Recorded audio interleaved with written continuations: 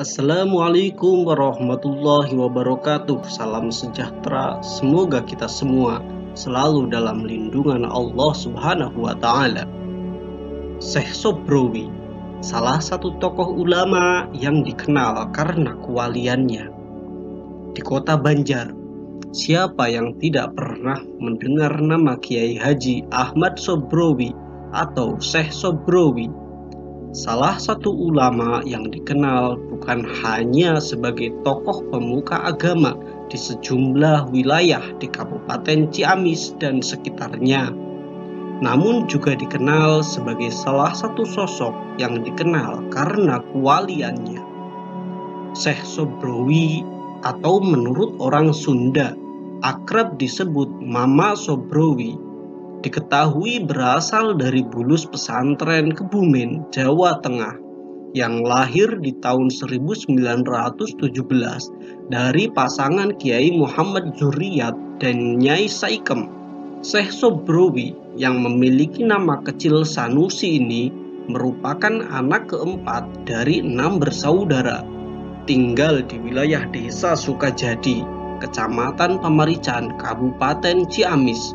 Sobrowi dengan istri pertamanya, Khomsiah, dikaruniai 7 orang anak. Namun di pernikahannya yang kedua dengan Nurdiah tidak dikaruniai anak. Diambil dari berbagai sumber, Syekh Sobrowi dikenal sebagai murid yang rajin dan tekun dalam belajar. Hal ini dibuktikan setelah ia berhasil menamatkan sekolah rakyat di Cilacap, Jawa Tengah. Pasca tamat sekolah, ia melanjutkan pendidikannya di pondok pesantren selama 14 tahun. Pada tahun 1950, sepulang dari pesantren, ia mendirikan pondok pesantren yang mana santrinya banyak berasal dari Jawa Tengah. Namun sayangnya, pesantren yang didirikannya harus terhenti karena gangguan keamanan pada waktu itu. Sebagaimana ilmu yang didalaminya selama di pesantren, yakni ilmu tasawuf, Syekh Sobrowi sekitar tahun 1967 mulai menekuni Thariqah Qadiriyah wa Naqsabandiyah dari Syekh Sanusi Langgensari Banjar. Bahkan ia juga dikenal dengan murid yang taat kepada Syekh Sanusi Langgensari.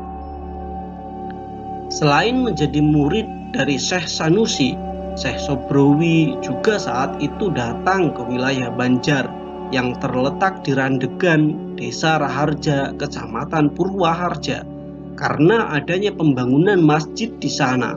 Seperti biasanya, setiap membangun masjid, Syekh Sobrowi selalu bermukim di masjid itu dibangun hingga selesai. Tepat pukul 6.15 pada hari Selasa Pahing, atau tepatnya 14 Zulhijjah 1418 Hijriah yang bertepatan dengan 22 April 1997, Syekh Sobrowi tutup usia di halaman Masjid Randegan yang juga dibangunnya. Sebagaimana amanatnya, beliau dimakamkan di sekitar masjid. Syekh Sobrowi merupakan orang yang jarang berbicara dengan orang lain, terkecuali hal-hal yang penting saja. Bahkan ketika ia duduk bersama orang yang tengah membicarakan orang lain, tanpa basa-basi ia langsung pergi begitu saja. Beliau sangat sederhana orangnya dan juga sangat santun kepada orang lain. Setelah berguru kepada Syekh Sanusi, Syekh Sobrowi sering melakukan suluk safar atau zikir dengan bepergian. Selama perjalanan suluknya, zikirnya itu tak pernah putus. Dalam kurun waktu 11 tahun, Syekh Sobrowi diketahui sering mengalami hal-hal yang di luar kebiasaan, atau dalam bahasa pesantrennya disebut khawarikul adat. Bahkan sepeninggal Syekh Sanusi sekitar tahun 1982, Syekh Sobrowi kembali lagi ke rumahnya di Pamarican. Dan pada waktu itu banyak sekali tamu yang menemuinya. Kejadian aneh dari Syekh Sobrowi. Asep Saipuddin, pimpinan pondok pesantren Amanatul Huda, menceritakan bahwa dirinya pernah melihat keanehan dari sosok Syekh Sobrowi. Ketika dirinya tidur sekitar pukul 12 malam, Asep mendengar suara Sobrowi tengah berzikir. Sontak saja ia langsung bangun untuk melihatnya. Namun saat membuka pintu kamarnya, ia pun tidak melihat sosok Syekh Sobrowi sebagaimana pendengarannya. Saya langsung tidur lagi saat itu, dan anehnya kejadian itu berulang kali. Sampai ketiga kalinya ternyata benar Syekh Sobrowi terlihat sedang berzikir. Lalu beliau minta izin untuk tidur bersama saya dan tentu saya izinkan. Setelah 15 menit kemudian, saat saya akan benar-benar tidur, beliau malah pergi lagi. Bagi saya ini cukup aneh, ungkapnya.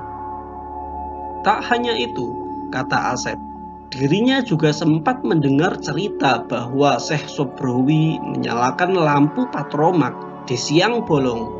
Menurut penilaiannya, tanda-tanda tersebut sebagai simbol pada waktu itu banyaknya kezoliman. Adapun hal-hal aneh itu tidak bisa menjadi tuntunan, tetapi hanya sebatas tafakur, sebab ini ranah iman tingkat tinggi, tandasnya. Ia menambahkan cerita keanehan lainnya dari Syekh Sobrowi, yakni suatu saat masyarakat di desa Sukamaju sedang menebang pohon kelapa di malam hari. Saat pohonnya hampir putus, justru pohon tersebut tidak kunjung tumbang. Kemudian warga melaporkan kejadian ini kepada Syekh Sobrowi yang saat itu tengah berada di Cikaso. Dengan singkat, Syekh Sobrowi hanya mengucapkan, "Ini disuruh Mama Sobrowi," tegasnya. Tidak lama kemudian, kata-kata itu juga diucapkan di dekat pohon dan tumbanglah pohon itu berkat izin Allah. Nah, saat pohon sudah tumbang, keluarlah ular. Karena kaget dan takut, warga sempat akan membunuhnya. Namun itu dilarang Syekh Sobrowi. Keesokan harinya, ular tersebut sudah ada di sebuah pohon sawo di depan rumah Syekh Sobrowi, dan pohonnya sampai sekarang masih ada terangnya. Semasa hidupnya, Syekh Sobrowi telah menyelesaikan pembangunan masjid sebanyak 39 masjid yang tersebar di wilayah Jawa Barat. Tak hanya itu, fasilitas umum seperti halnya pembangunan jembatan yang menghubungkan desa Sukajadi juga tidak luput dari kerja keras Syekh Sobrowi. Sementara itu, sebagai wujud penghargaan dari pemerintah kota Banjar, Syekh Sobrowi mendapat gelar Al-Banjari, yang mana merupakan tokoh ulama di Banjar, sehingga nama tersebut menjadi Syekh Sobrowi Al-Banjari, diambil dari harian rakyat. Wassalamualaikum warahmatullahi wabarakatuh.